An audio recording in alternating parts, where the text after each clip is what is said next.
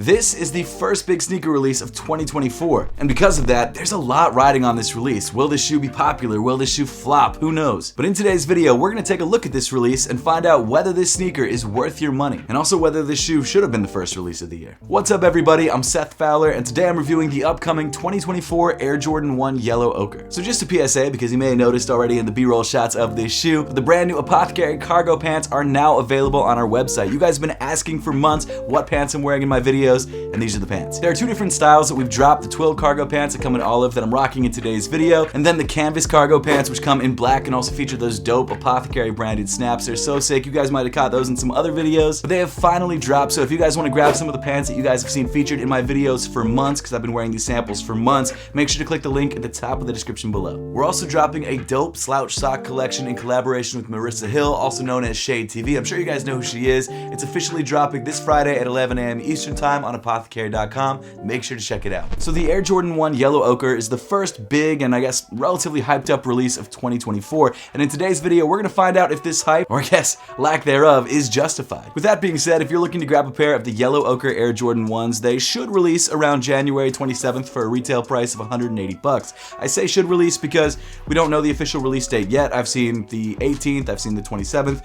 We think that they're releasing in January, but as of right now, there's no official word from Jordan Brand. However, if you do want to grab a pair of these early and rock them in 2023, I've made sure to leave a link through the YouTube shopping tab on your screen. But before we dive any deeper into the sneaker itself, let's first take a look at the box, because Jordan Brand did change things up for this release. I know it's such a stupid small point, but I really love when Jordan Brand changes up the packaging on their Air Jordan 1s. The standard Jordan 1 box is awesome, we all love it, it comes in black and red, but when they do something like this for a pretty regular feeling release, it does make the shoe feel a little bit more special than I think it would if it came in a standard black and red box. But I guess if you have one of those walls of Jordan 1 boxes and you like the continuity of black and red boxes, you probably won't love this box, but I mean, who has those?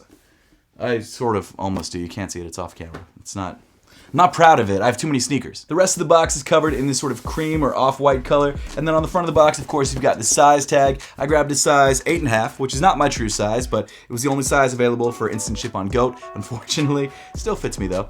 And the official colorway of this shoe is Yellow Ochre Black Sail. And of course, we'll get more into sizing later on in the video, so if that's what you're looking forward to, stay tuned, it's coming up soon. But starting things off around the toe of the sneaker, on the mud guard, you've got this yellow ochre colored nubuck material, or it kind of feels like I guess it is nubuck. I'm gonna go with nubuck, but it is a little bit flatter than you usually find with nubuck. It's not really buttery, it's just kind of smooth. It doesn't do that thing where when you wipe it one way, it goes a different color and that sort of stuff. It just kind of feels like a flattened nubuck. It does feel kind of soft in the hand though. I do like the way that it feels, but it's not really a standard nubuck. But again, for this video, I'm gonna call it a nubuck. I think that's what Jordan Brand is gonna call it, so we're gonna go with nubuck. In the center of the toe, you've got this perforated, tumbled white leather, or I guess off-white colored leather, which feels fine, nothing special. Moving up from there, you've got more of that yellow ochre colored nubuck up on the eye stays of the shoe, and then weaving through the eyelets in the sneaker, actually pre-started in the shoe, you've got these flat black laces. Jordan Brand does give you another set of laces in this same sort of white cream color that you get on the rest of the sneaker, so if you wanna switch things out, you can switch them out to white laces. I'm gonna stick with black laces because I kinda like this sort of Chicago vibe. Obviously the color blocking on this shoe is Chicago color blocking, so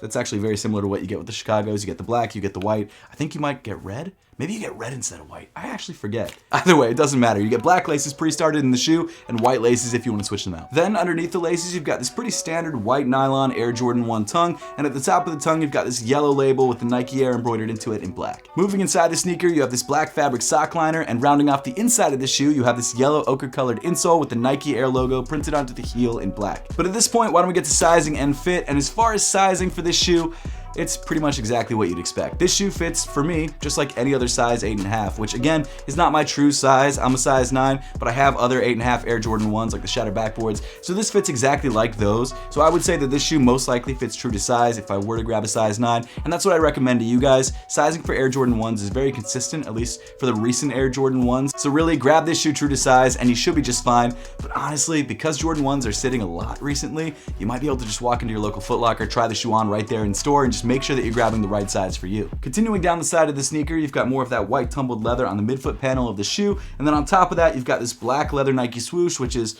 very synthetic feeling. I mean, it feels like plastic. I guess that's not a bad thing. It's just a logo. It's not a big deal. And then towards the back of the shoe around the heel, you've got more of that yellow ochre colored nubuck. And then towards the top of the shoe on the lateral side, you've got the Wings logo embossed out of the shoe with this matte black, which I really like the way that looks. It looks very premium, very similar to the 1985 Air Jordan 1s, which I have behind me. Well, those are actually faded, so I mean, it's not exactly the same, but that's what I think they were supposed to look like back when they first released. Either way, it's a nice touch. I like it a lot better than the inset version where they just kind of drip ink in there, which is like what they did for all of the Jordan 1s from like, I don't know, 2013 to 2020 or something like that. When they started dropping the 1985 Jordan 1s, they started embossing it, and I think it's just a nicer look. And then just above that, you've got this really interesting leather switch up. The one place in the shoe that feels like it has probably still synthetic, but slightly nicer leather is around the top of the ankle area. Rather than having that shiny black leather that you have on most other Jordan 1s, you've got this matte, very tumbled feeling leather, which honestly does look more premium. Again, I don't know if it actually is, but it's interesting that they only use this leather on the back of the shoe and not on the Nike swoosh or on the midfoot or anywhere else. It's an interesting hit. I mean, I guess I'm not mad at it. It's nice to have leather that feels somewhat premium on the shoe. Just weird that they put it there. Then moving down on the sneaker, you've got the standard Air Jordan 1 midsole in this sort of cream off-white color, and rounding off the shoe, you've got this rubber outsole in the same yellow ochre that you find on the accent details of the shoe. 3 years ago, this shoe would have flown off shelves. It would have resold for like $350, maybe even $400, and it may have been one of the most popular releases of the year. However, in 2023, things really changed. The Jordan 1 became not anywhere close to as popular as it once was, and colorways, even really good colorways, started to sit. I mean, for example, the Lucky Greens, the Satin Breads, that shoe was crazy. The reimagined Royal Ones, while not being my favorite colorway in the world, it would have sold out like crazy a year or two earlier. So this is a Jordan brand attempt to make a shoe that's gonna fly off shelves.